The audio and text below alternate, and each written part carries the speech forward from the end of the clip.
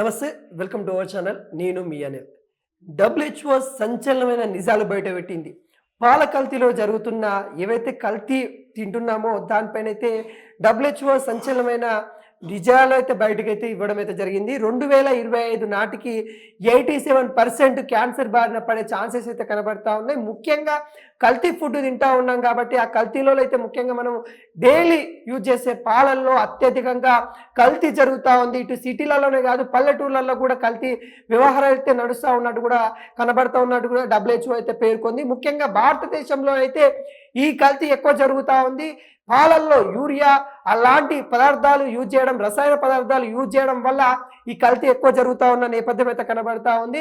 వీటిపైన డబ్ల్యూహెచ్ఓ అంటే ఈ భారతదేశంలోనే అయితే మరి ఈ పాలధారణ కల్తీ వల్ల 87% క్యాన్సర్ బారిన పడే ఛాన్సెస్ అయితే కనబడతా ఉందన్నట్టు కూడా మరి హెచ్చరిస్తూ ఉంది నేపథ్యం అయితే కనబడతా ఉంది.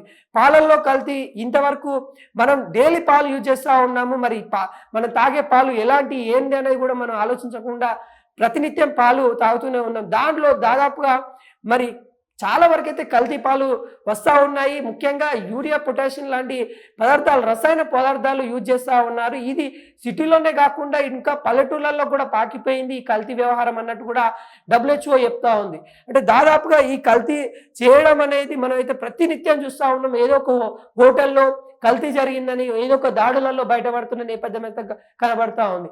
ముఖ్యంగా రెస్టారెంట్ లాంటి పెద్ద పెద్ద రెస్టారెంట్ లాంటి దాంట్లో కూడా కల్తీలు జరుగుతూ ఉన్న నేపథ్యం అయితే ఇప్పుడైతే మనకైతే తెలిసినా కానీ మన యొక్క బిజీ లైఫ్లో మనము జీవిస్తున్న లైఫ్లో మరి ఏం తప్పకుండా అంటే ఏం చేయాలో తోచిన పరిస్థితిలో మరి జొమాటో లాంటి, స్విగ్గీ లాంటి ఇలాంటి కొన్ని యాప్లలో మరి ఫుడ్ తీసుకొని తింటున్నాము. కానీ అది ఎంతవరకు సేఫ్టీ అనేది మనం ఆలోచించలేకపోతా ఉన్నాము. డబ్ల్యూహెచ్ఓ ఏం చెప్తా ఉంది, గత కొద్ది సంవత్సరాలుగా హెచ్చరిస్తూ ఉంది. నూనెలో కల్తీ అవుతుంది, పాలలో కల్తీ అవుతుంది, నెయ్యిలో కల్తీ అవుతుంది, బియ్యంలో కల్తీ అవుతుంది అని డబ్ల్యూహెచ్ఓ పదే హెచ్చరించినప్పటికీ కూడా ముఖ్యంగా మన భారతదేశం ఎటువంటి చర్యలు తీసుకుంటుందంటే ఎక్కడ కూడా కనిపించే దాఖలాలు కనబడతలేవు.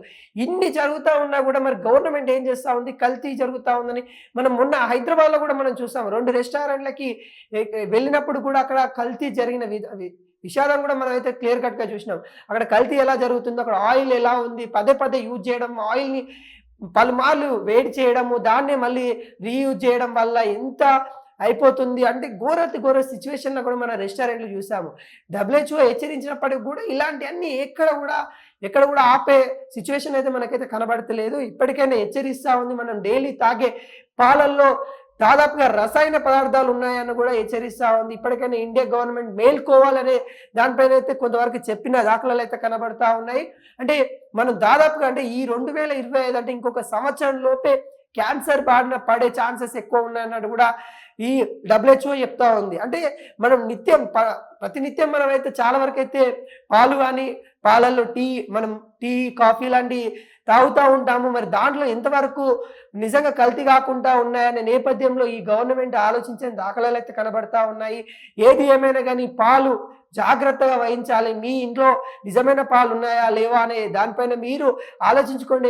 ఎందుకంటే డైలీ పిల్లలకి ఇస్తా ఉన్నాం. మనం ముఖ్యంగా పిల్లలకి పాలల్లో ప్రోటీన్ ఉంటుందని, కొంత బలం వస్తుందని మనం ఇస్తూ ఉంటాం. కానీ దానికి విషంగా మారబోతా ఉంది రాను ఈ పాలు కూడా. అంటే ఒకప్పుడు అమృతంగా ఉన్న పాలు ఇప్పుడు విషంగా మారి చాలా డబ్బుల కోసం కానీ చాలా విధాలుగా ఏదైతే అత్యాశకి దారితీస్తుందని అంటున్నారు, ఆ విధంగా పాలన్నీ కొంతవరకు యూరియా లాంటి మనం ముఖ్యంగా గతంలో కూడా కొన్ని మన మాధ్యమాలలో చూసాము. యూరియా కలుపుతూ దొరికిపోయిన సంస్థలను కూడా మనం చూసాము.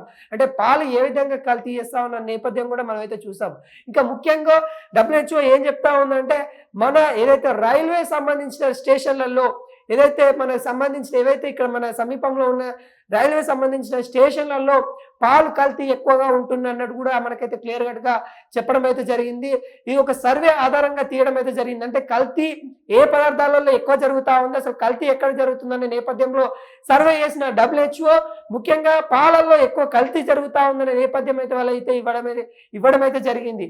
అన్నిట్లలో కల్తీ జరిగినప్పటికీ కూడా పాలల్లో అత్యధికంగా కల్తీ జరుగుతూ ఉంది. ఈ కల్తీని అరికట్టాలి గవర్నమెంట్, లేకుంటే 2025 వరకు మరి క్యాన్సర్ బారిన పడే వాళ్ళ బాధితులు ఎక్కువైపోతారని కూడా చెప్పడం అయితే జరుగుతుంది.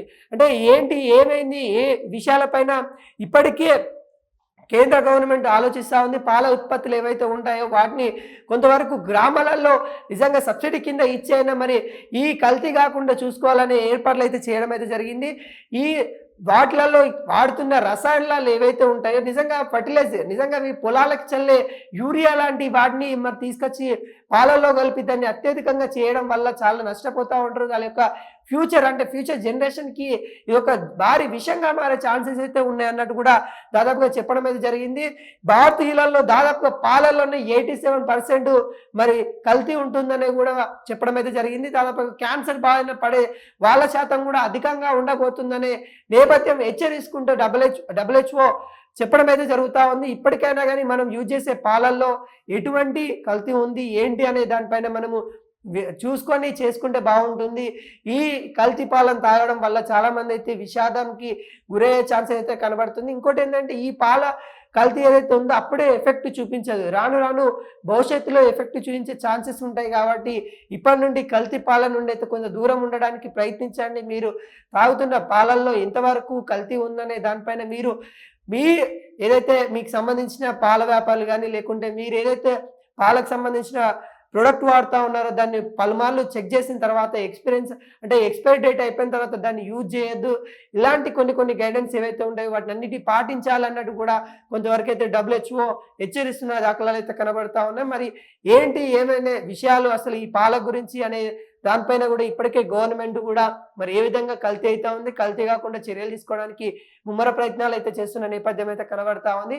ఇకనైనా పట్టణవాసులు ఇది ఇంకేంటంటే పట్టణవాసులతో పాటు గ్రామీణ ప్రాంతాల్లో కూడా పాకిపోయిన దాఖలాలు అయితే కనబడతా ఉన్నాయి. గ్రామాల్లో కూడా కల్తీ వ్యవహారం అనేది చాలా ఎక్కువైపోయింది. గ్రామాల సైతం కూడా మరి పాకిపోవడం వల్ల భారతీయ ప్రజలు మరి పెను ప్రమాదము ఎదుర్కోవాల్సిన పరిస్థితి రాబోతుందంటూ కూడా మరి అయితే హెచ్చరించిన దాఖలాలు అయితే కనబడతా ఉన్నాయి. ఈ పెను ప్రమాదం నుండి ఖచ్చితంగా గవర్నమెంట్ వీళ్ళని ఏదైతే ఈ కల్తీ కాకుండా చూసుకోవాలి. ఖచ్చితంగా ఈ నేపథ్యం అయితే మళ్ళీ తెరపైకి రాకుండా చూసుకోవాలి. ఎక్కడైతే కలుషితం జరుగుతుందో ఆ పాలని స్వీకరించి ఆ సంస్థలు ఏవైతే ఉంటాయో వాటిని ఖచ్చితంగా లైసెన్స్ రద్దు చేసే దిశగా చర్యలు తీసుకుంటామన్నట్టు కూడా కొంత గవర్నమెంట్ కూడా ఆలోచిస్తున్న నేపథ్యం అయితే కనబడుతుంది. 2025 వరకు మరి ఈ బారిన పడే సంఖ్య ఎక్కువ ఉంటుంది. మీరు జాగ్రత్త ఉండాలి, తస్మాత్ జాగ్రత్త అని కూడా పలు సంస్థలు కూడా హెచ్చరించింది. ఈ రోజున WHO కూడా హెచ్చరిస్తున్న దాఖలాలు అయితే కనబడతా ఉన్నాయి. ఈ పాల వ్యాపారాలకు సంబంధించిన వాటి గురించి కానీ లేకుంటే సబ్సిడీల గురించి కానీ ఖచ్చితంగా గవర్నమెంట్ ఇన్వాల్వ్మెంట్ అయ్యి వాళ్ళకి సంబంధించిన సబ్సిడీలు ఇచ్చేసి వాళ్ళకు మెరుగైన వ్యాపారం ఉండే విధంగా ఎలాంటి కల్తీలకి ఛాన్స్ లేకుండా విధంగా అయితే చూసుకోవాలని కూడా ప్రతి ఒక్కరైతే కోరుకుంటున్న దాఖలాలు అయితే కనబడతాయి. ఇలాంటి కల్తీ సంబంధించిన మార్కెట్లో పలు ఏవైతే ఉన్నాయో వస్తువులు కానీ వాటికి సంబంధించిన మనం నిత్య జీవితంలో వాడుతున్న ప్రతి దాంట్లో కూడా కొంత కల్తీకి గురైనప్పటికీ కూడా మనము డైలీ ఈ పాలల్లో కొంతవరకు అయితే మరి ఈ కెమికల్ని యూజ్ చేయడం వల్ల దాదాపుగా క్యాన్సర్ బారిన పడే శాతం వల్ల పరిస్థితి ఎక్కువ ఉంటుంది. ఈ కల్తీ నియంత్రించడానికి భారతదేశంలో చర్యలు తీసుకోవాలి ఖచ్చితంగా. ఎందుకంటే ఈ కల్తీ ద్వారా ఖచ్చితంగా ఈ క్యాన్సర్ ఏదైతే ఉందో క్యాన్సర్ బారిన పడే ఛాన్సెస్ అయితే కనబడతా ఉంది. ఒకవైపు క్యాన్సర్ నియంత్రణ కోసం కూడా స్టేట్